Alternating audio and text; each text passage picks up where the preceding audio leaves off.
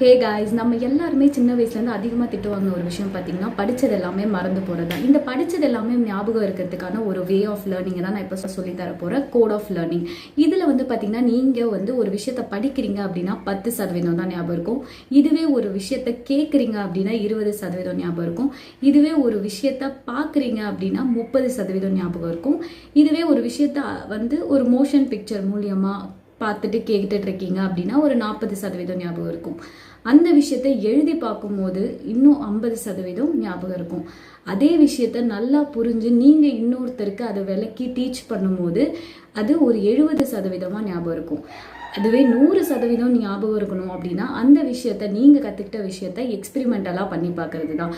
அந்த மாதிரி எக்ஸ்பிரிமெண்டலாக பண்ணும்போது அந்த விஷயம் நல்லாவே மனசில் பதிஞ்சு 100% உங்களுக்கு மறக்கவே மறக்காது. ஸோ இந்த விஷயத்தை யாரெல்லாம் மறந்து போயிடுவாங்களோ அவங்களுக்கு எல்லாத்தையும் ஃபாலோ பண்ணுங்கள். Two like